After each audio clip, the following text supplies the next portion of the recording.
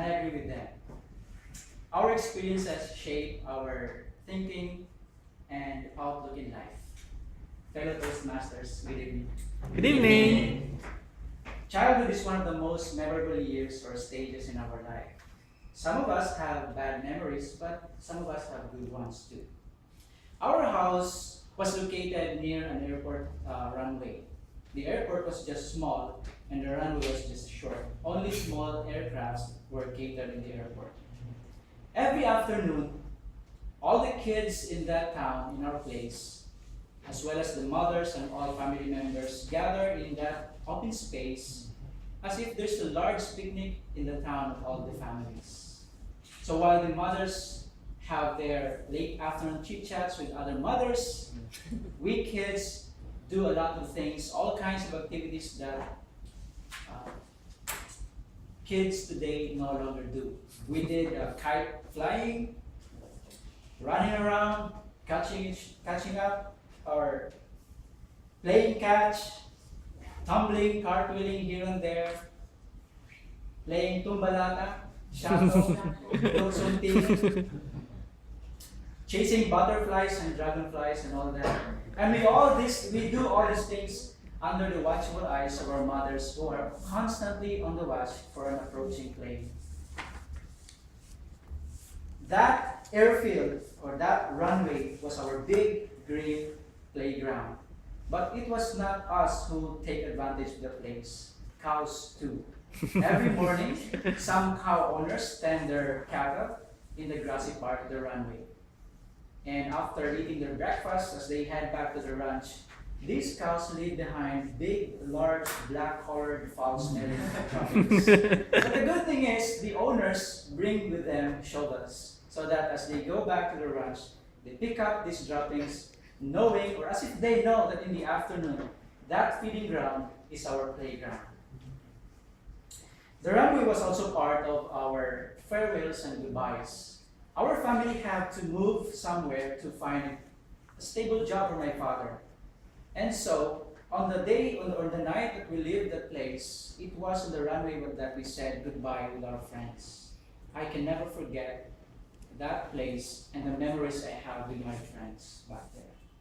So life went on for me, and I became a good pupil in elementary and not so best student in high school. A well-mannered student, a very courteous, obedient one.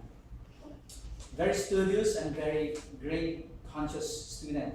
But there was a time that I became bored with being grade-conscious and being obedient and courteous. So what I did was, I wanted to taste how to be a black sheep in the classroom. So what I did, I befriended this group of classmates of mine who were known or famous to be alcoholic. One time I asked them, can I join you guys in your drinking spree? And they were shocked. A very serious guy, classmate of them, suddenly become interested in their stuff. To their delight, they brought me, and that was the first time I tasted rum. Several sessions followed, I became acquainted with beers, and then gins. I started smoking. I even tried marijuana, but it was only once. One time, we skipped class, and we went off and we finished off one or two rums or bottles of rums and some cigarettes. And then we head back to the classroom.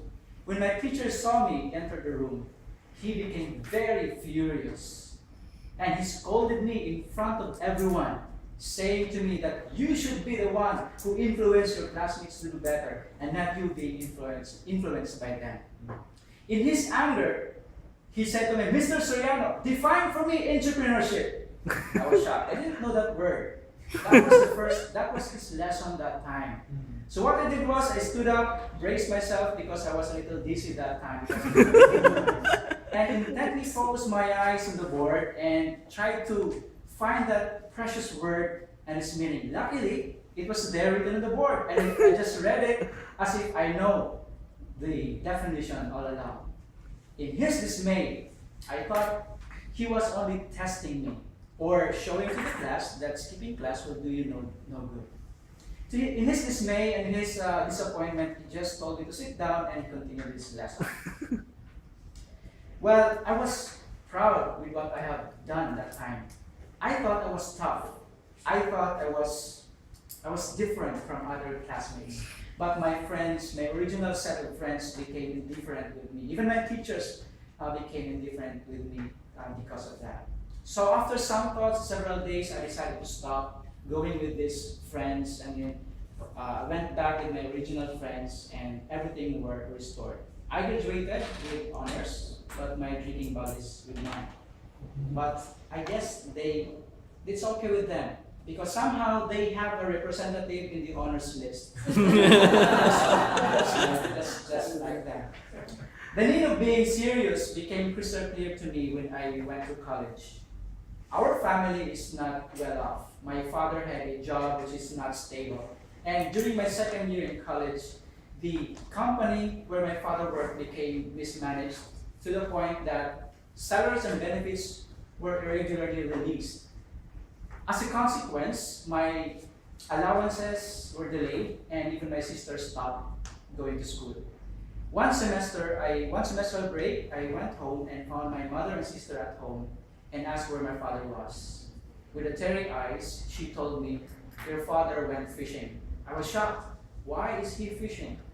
I learned and realized and discovered that for several days they have been eating only rice with salt just to send money to me for my education. Sometimes they only eat kamote or sweet potato. That discovery and conversation tore my heart apart. I was crushed and I had a great pity for my father and for my family. But it was also a great motivation for me to do good, to strive harder. So I went back to school. They did not allow me to stop. They continued and they promised that they would do everything just to let me finish my studies. I studied harder and I graduated, though not with honors, as what you might be thinking. These experiences taught me three things. My fun-filled childhood memories taught me that happiness or joy is not based on possessions or things, but it's based on relationships with friends and family. Secondly, my temporary deviation from the norm during my high school days taught me that I have to be very careful with my decisions because, if I'm not careful with decisions, relationships will be ruined.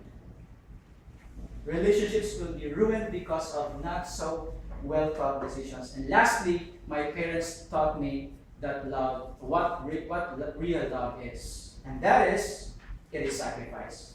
Good evening. Thank you.